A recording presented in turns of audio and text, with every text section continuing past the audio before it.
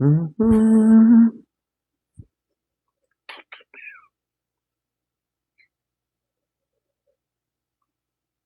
Ça s'en vient, ça s'en vient. Parfait.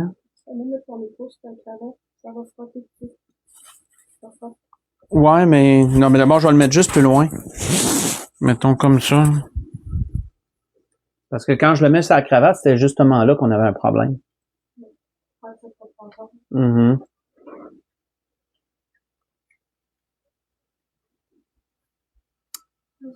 Oui, le son est bon. Bon. Donc, bonsoir à tous. Je suis heureux de vous retrouver encore ce soir. J'espère que vous allez bien et j'espère que vous avez passé une belle semaine. Donc, avant d'enchaîner avec le message que l'Esprit a mis dans mon cœur pour nous, je vais nous conduire en prière. Ensuite, on pourra laisser l'Esprit nous expliquer, nous conduire dans ce qu'il veut nous donner.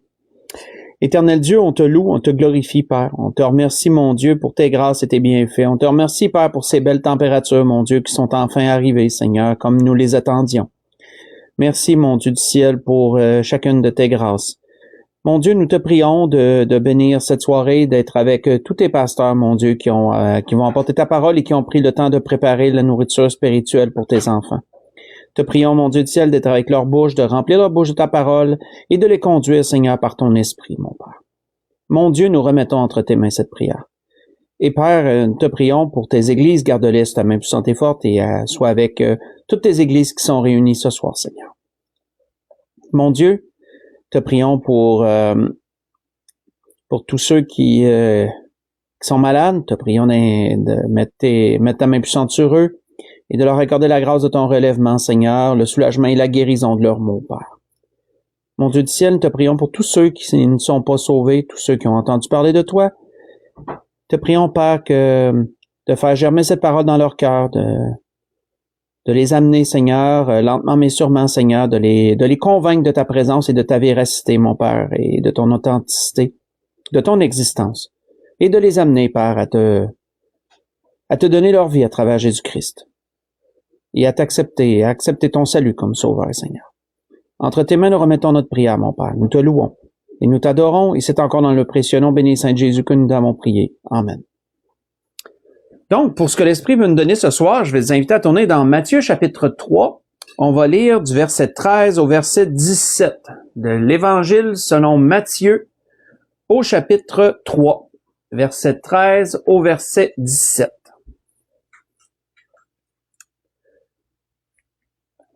C'est là qu'on va introduire le sujet que l'Esprit veut nous donner.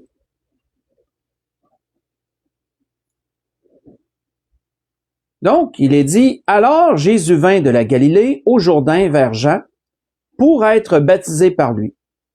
Mais Jean s'y opposait en disant, « C'est moi qui ai besoin d'être baptisé par toi, et tu viens à moi? » Jésus lui répondit, « Laisse faire maintenant, car il est convenable que nous accomplissions ainsi tout ce qui est juste. » Et Jean ne lui résista plus. Dès que Jésus eut été baptisé, il sortit de l'eau. Et voici les cieux s'ouvrirent. Et il vit l'Esprit de Dieu descendre comme une colombe et venir vers lui. Et voici une voix fit entendre des cieux ces paroles, « Celui-ci est mon Fils bien-aimé, en qui j'ai mis toute mon affection. » On va arrêter ici. Donc, on voit ici que lorsque Jésus a été baptisé, Dieu s'est révélé à travers sa voix, pas physiquement, mais de façon audible. Dieu s'est révélé et Dieu a proclamé à tous ceux qui étaient témoins du baptême de Jésus, il a proclamé son amour et sa filiation envers son Fils. Il a proclamé son attachement à lui et il l'a fait par un titre bien particulier, par celui de bien-aimé. Il a dit de Jésus, « Celui-ci est mon Fils bien-aimé, en qui j'ai mis toute mon affection. »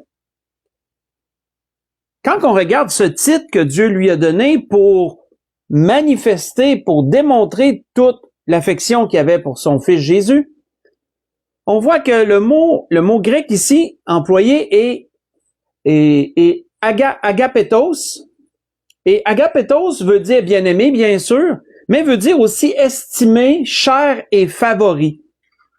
Et ça, quand on regarde la description de ce terme, et quand on regarde un peu comment que le mot agapetos est décrit, on voit que ça nous dit que c'est un terme qui est personnel et très intime, qui est donné à un être cher, quelqu'un à qui tu es très attaché. Donc, on voit ici que par ce terme-là, que Dieu a proclamé à tous ceux qui étaient témoins et tous ceux qui ont entendu, tous ceux qui étaient là ont entendu la voix du ciel. Mais on voit que Dieu, à travers ça, il a proclamé son attachement et son amour pour son Fils. Quand on regarde selon les Écritures, on voit à un seul autre endroit que Dieu a fait une telle chose. Faites juste écouter, c'est lors de la transfiguration. Pas besoin d'y tourner, faites juste écouter, je vous lis rien qu'un verset.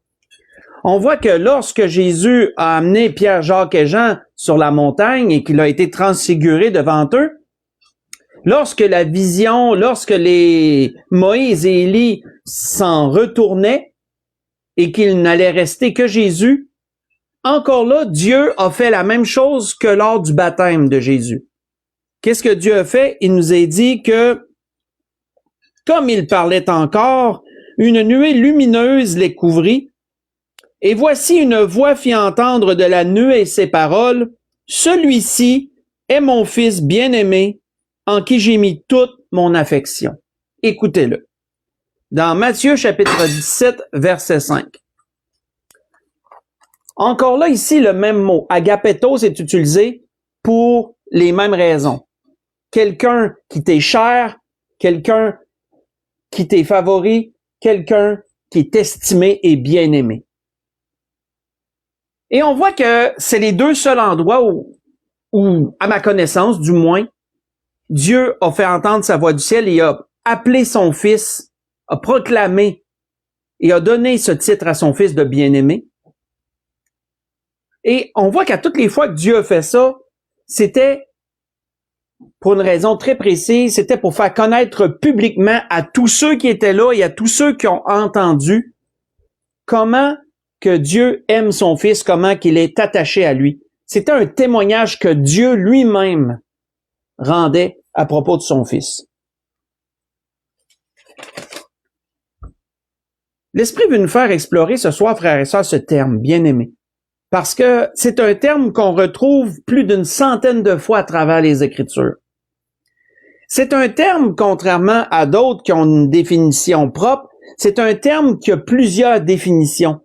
Mais elles font pas mal un tout lorsqu'on les connaît. Lorsqu'on les connaît et les comprend. Et l'Esprit, dans un premier temps, veut nous faire explorer ce terme. Et on va voyager beaucoup ce soir et on va aller beaucoup dans l'Ancien Testament, entre autres, ce soir. Mais ce que l'Esprit veut qu'on retienne à travers tout notre parcours, c'est ce terme et les différentes variantes qu'il veut dire. Le terme bien-aimé.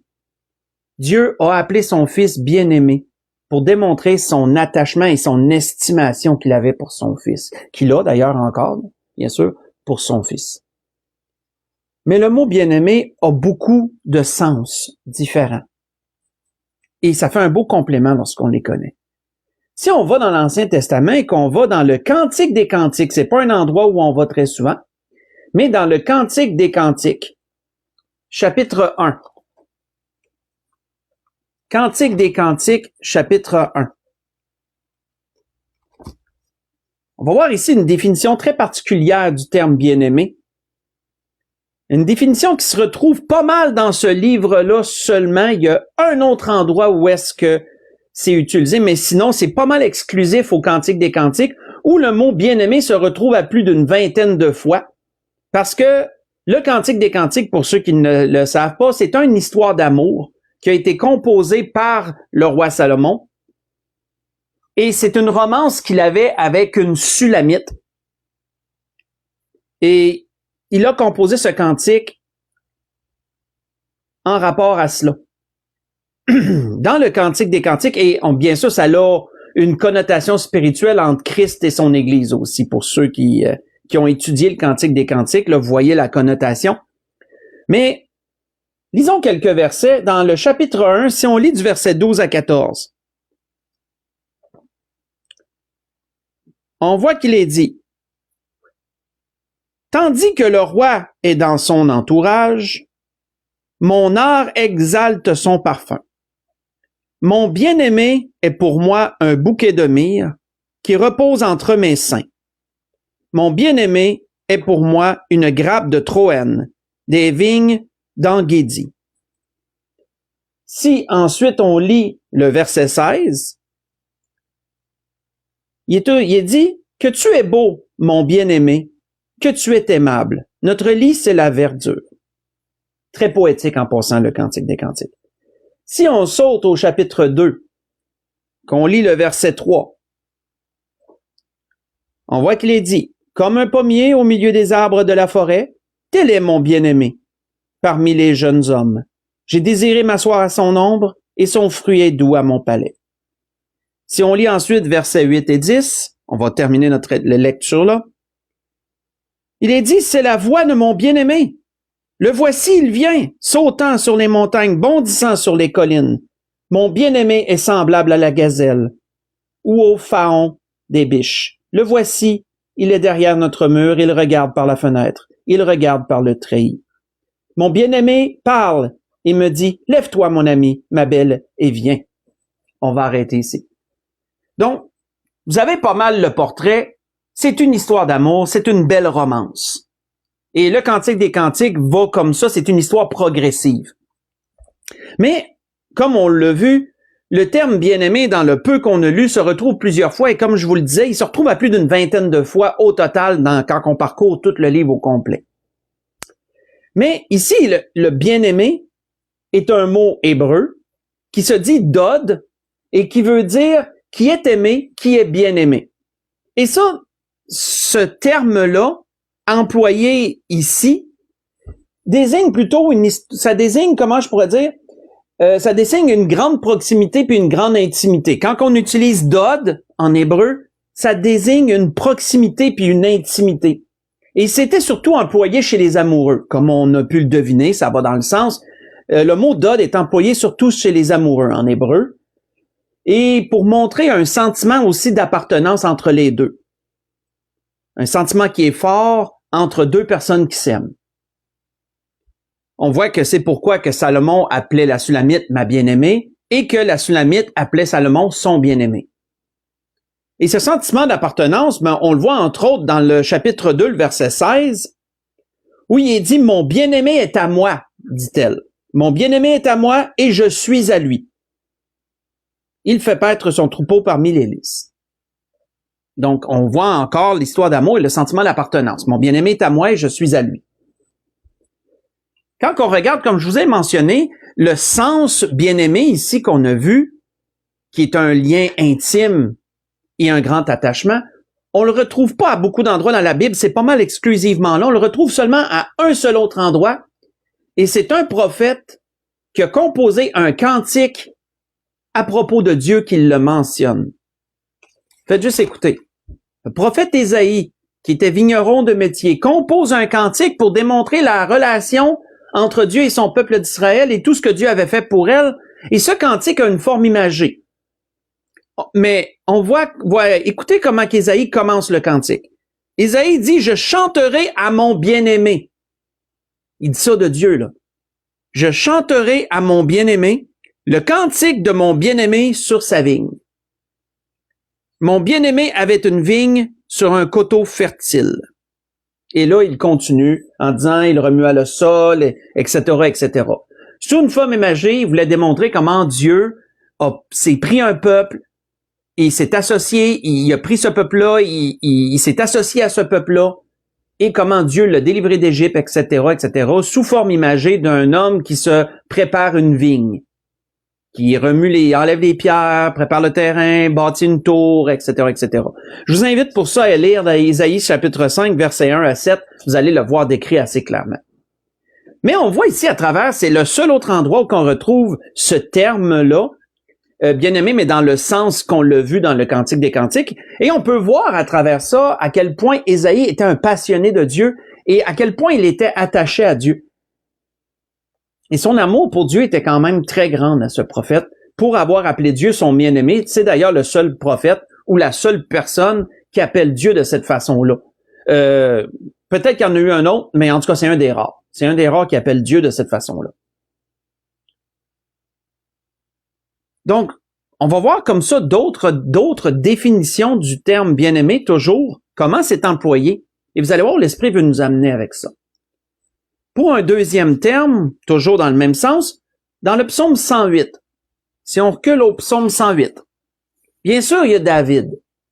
David utilise abondamment ce terme-là. Ça, c'est, comment je pourrais dire, pour ceux qui connaissent les psaumes et qui connaissent la poésie de David et tout, on peut s'en douter. Ça colle au personnage, comme on pourrait dire. On voit que David en parle dans le psaume 108, entre autres. Excusez-moi.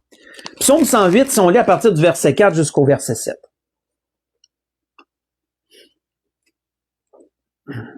David parle à Dieu.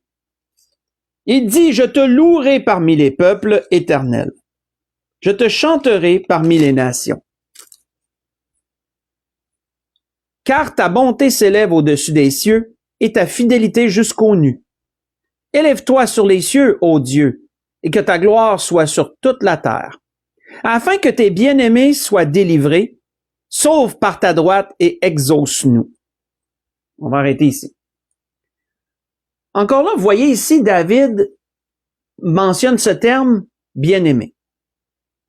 Mais il ne parle pas de Dieu. On voit ici qu'à travers ce terme-là, il parle de certaines personnes.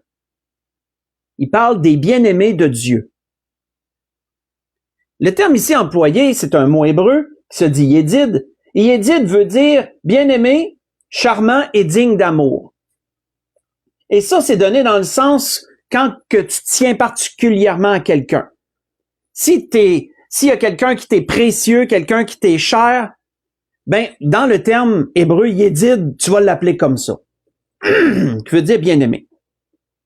On voit ici qu'à travers ce terme, David démontre que ceux qui aiment Dieu, ceux qui sont attachés à Dieu, ceux qui obéissent à ses commandements, mais ils sont bien-aimés de Dieu. David se considérait être un bien-aimé de Dieu.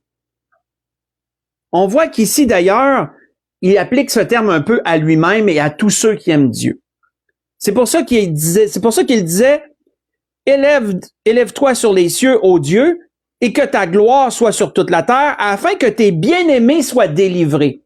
Et on sait combien David a prié souvent pour la délivrance.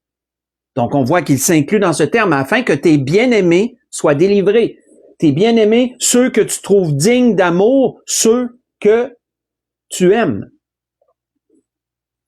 On voit que Salomon a aussi utilisé ce terme dans un des rares psaumes qu'il a écrit, Salomon. Il n'en a pas écrit beaucoup, en tout cas pas qui sont répertoriés. Mais écoutez, voici ce que Salomon disait, toujours dans le même sens. Salomon disait, « Si l'Éternel ne bâtit la maison, ceux qui la bâtissent travaillent en vain. Et si l'Éternel ne garde pas la ville, ceux qui la gardent et veillent en vain. En vain, vous vous levez de bon matin, vous vous couchez tard et vous mangez le pain de douleur. Il, en parlant de Dieu, en donne autant à ses bien-aimés pendant leur sommeil. » Voyez ça dans le psaume 127, versets 1 et 2. Dieu en donne autant à ses bien-aimés pendant leur sommeil, à ceux qu'il estime, à ceux qu'il trouve dignes d'amour. Donc, on voit encore le sens si bien-aimé. Si vous voulez lire durant la semaine, vous pourrez voir que Moïse avait aussi, lorsqu'il a composé son cantique de Moïse, il avait attribué ce terme-là à une tribu en Israël parce que Dieu l'estimait particulièrement. Vous voyez ça dans le Deutéronome 33, verset 12, si vous voulez aller lire pendant la semaine, mais on voit que c'est toujours dans le même sens. On va continuer notre exploration. Si on recule dans 1 Samuel 2, allons voir encore un autre endroit. Ce terme est très utilisé. Comme je vous disais, c'est au-dessus d'une centaine de fois dans toute la Bible, Ancien et Nouveau Testament inclus. C'est un terme que si on fait notre lecture de la Bible quotidiennement, on peut tomber souvent sur ce terme-là, bien-aimé. On voit que Anne, c'est la femme on en a parlé d'ailleurs dernièrement d'elle, dans 1 Samuel chapitre 2, Anne, c'est la femme qui avait prié, qui avait imploré Dieu d'avoir un enfant parce qu'elle était stérile.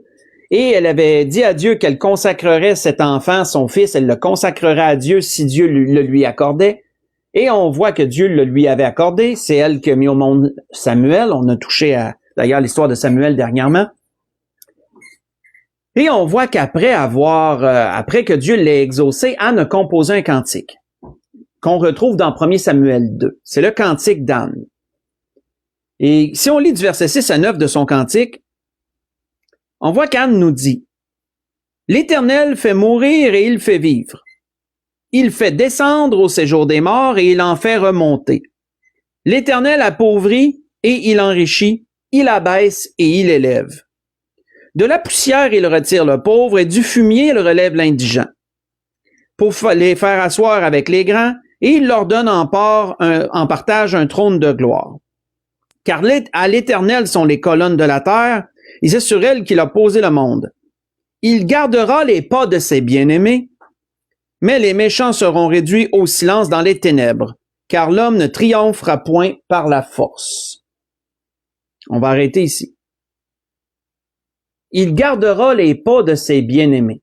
Encore là, on voit que ça désigne des gens que Dieu considère d'une façon particulière. Mais quand on regarde ici le terme, tantôt avec David, c'était Yadid, et là, on voit que c'est Chassid ou Kassid, dépendant comment on le prononce. Toujours un terme hébreu qui veut dire fidèle, pieux, aimable.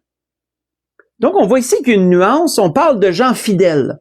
On parle de gens pieux que Dieu considère comme des bien-aimés. On voit que Anne ici nous proclame que celui qui est pieux, autrement dit, qui met en pratique les commandements de Dieu, celui qui est fidèle à Dieu, Dieu le considère comme un bien-aimé. Dieu va garder ses pas. Dieu va le protéger. Ça, c'est un terme que David a utilisé aussi abondamment. Yadid et Kassid, deux termes bien-aimés que David a utilisés abondamment. Pour démontrer d'ailleurs sa propre fidélité à lui, il a souvent utilisé ce terme Kassid, David. Si vous voulez lire pendant la semaine, dans le psaume 89, versets 20 à 29, vous retrouvez cela. Et David avait même utilisé ce terme aussi lorsqu'il a prophétisé à propos de Jésus. Lorsque David avait dit en esprit que Dieu ne permettra pas que son bien-aimé voie la corruption. Ça vous sonne une cloche, là, pour ceux qui ont lu dans les psaumes, dans le psaume 16, versets 8 à 11, que vous retrouvez ça. Encore là, ici, c'est le terme Kassid qui était mentionné.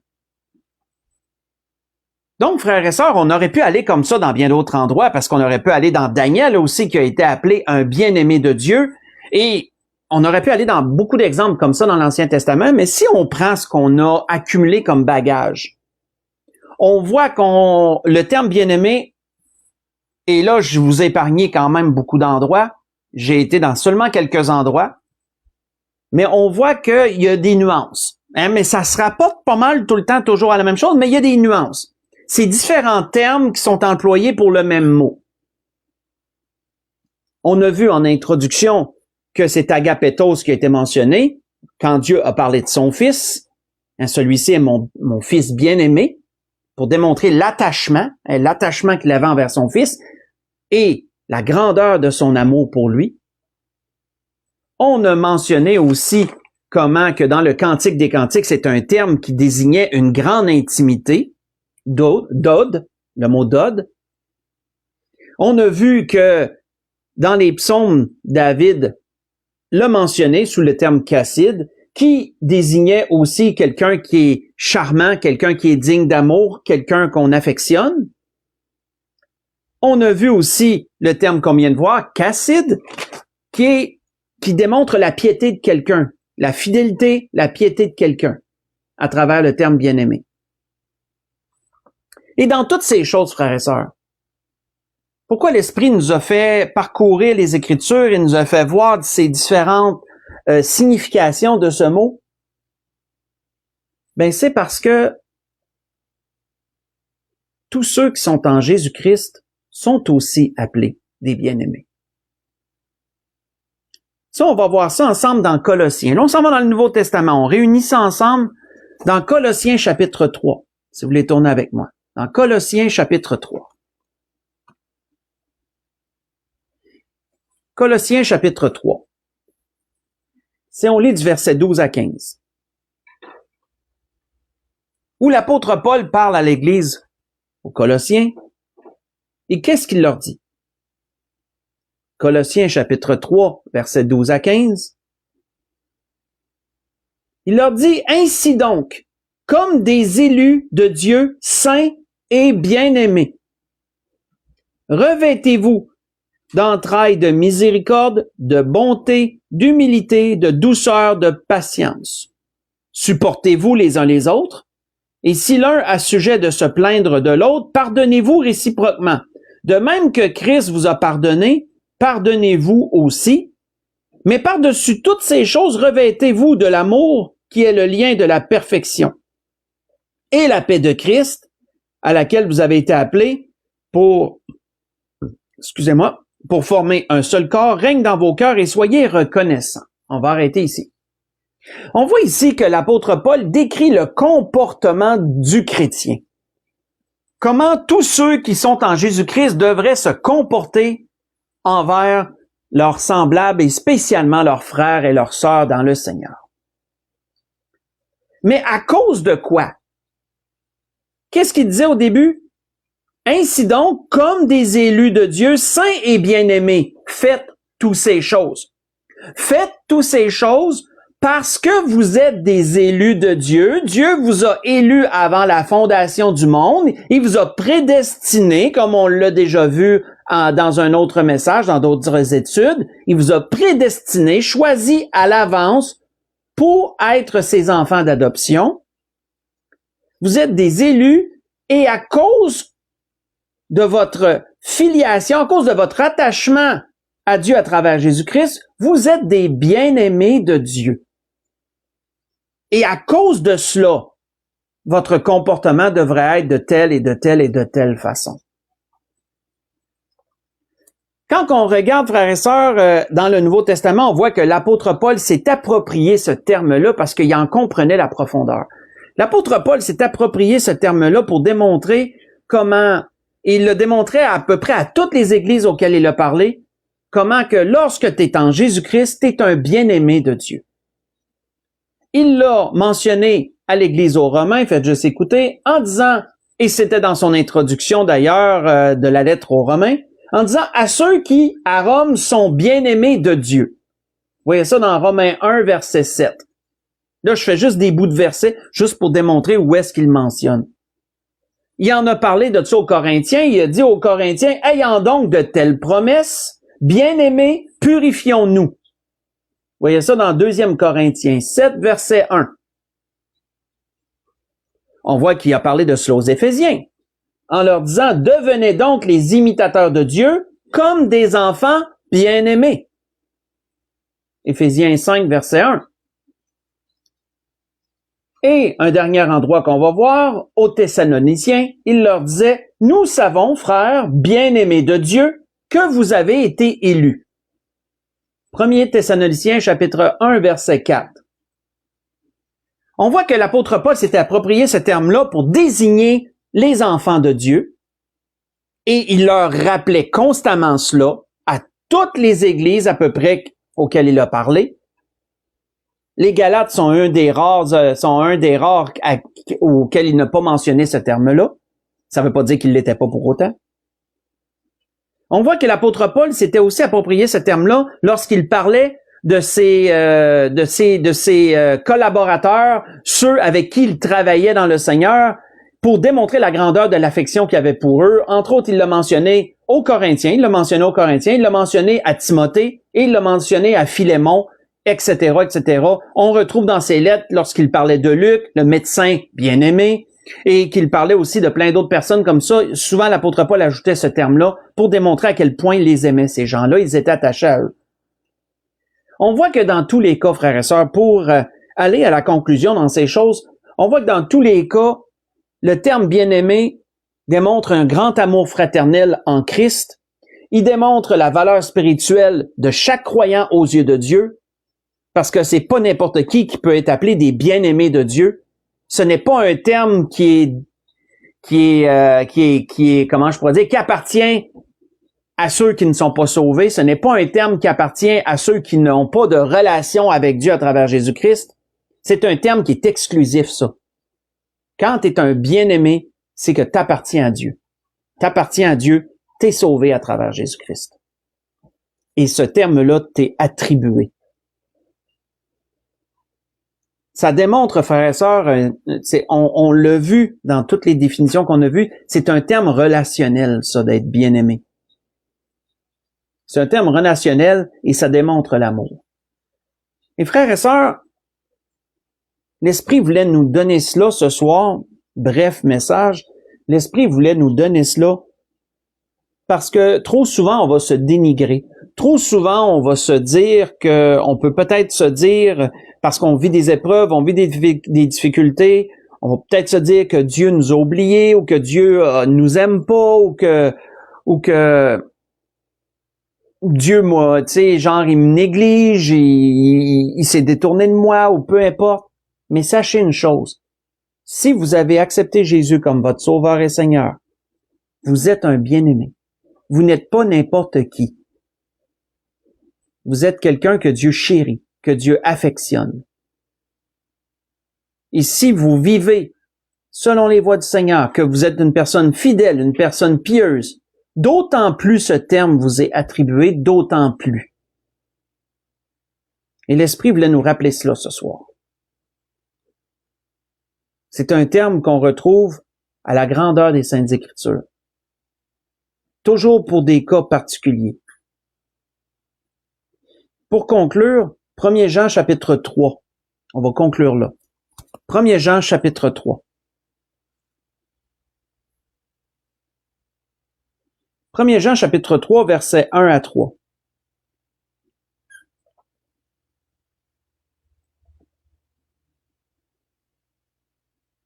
Où Jean s'exclame en disant « Voyez quel amour le Père nous a témoigné pour que nous soyons appelés enfants de Dieu. » Et ça, c'est un autre terme qui est exclusif. Comme je l'ai déjà mentionné à l'Église, c'est pas tout le monde qui peut dire qu'ils sont des enfants de Dieu. Quand t'es pas sauvé, t'es une créature de Dieu. Créé à son image et à sa ressemblance, mais t'es pas un enfant de Dieu. Comme je l'ai déjà mentionné également, il y en a plusieurs qui disent, on est tous des enfants de Dieu. Non. Non. On est tous des créatures de Dieu. Mais des enfants de Dieu, c'est seulement à travers Jésus-Christ, parce que comme le Seigneur le dit, l'apôtre Paul le dit plus tôt à propos du Seigneur dans l'Épître aux Romains, Christ est héritier de Dieu et tous ceux qui sont en Christ deviennent des enfants par adoption de Dieu, des enfants de Dieu par adoption, et deviennent des co-héritiers de Christ. Pour hériter de toutes ces choses que Christ a héritées.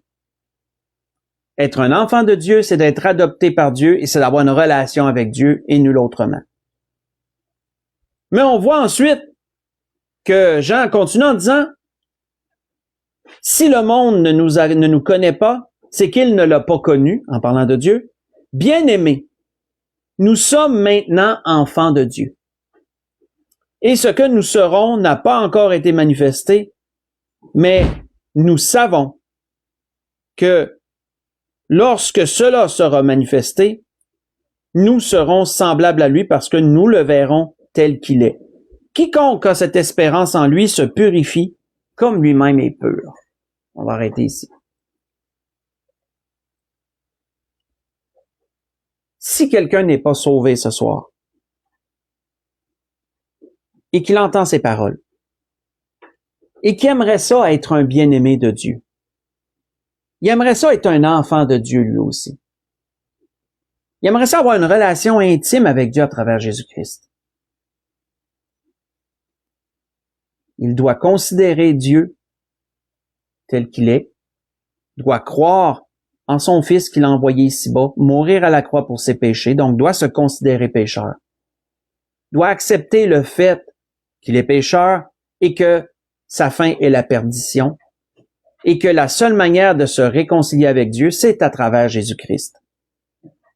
Et si quelqu'un considère ces choses dans leur pleine mesure et qu'il accepte Jésus comme son Sauveur et Seigneur, croyant par la foi qu'il est sauvé, croyant par la foi qu'il est délivré de l'enfer, qu'il est épargné de l'enfer à travers Jésus, mais la Bible nous dit que tu es sauvé et que tu es un enfant, tu deviens un enfant de Dieu, tu deviens un bien-aimé de Dieu.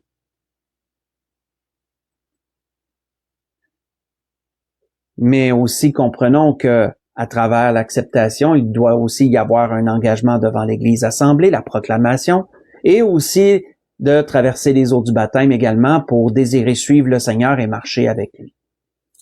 Mais dans toutes ces choses, la grâce que je nous souhaite à tous, pour ceux qui désirent être bien-aimés comme pour ceux qui le sont, méditons sur tout ce que ça implique. Car c'est de la façon que Dieu nous considère.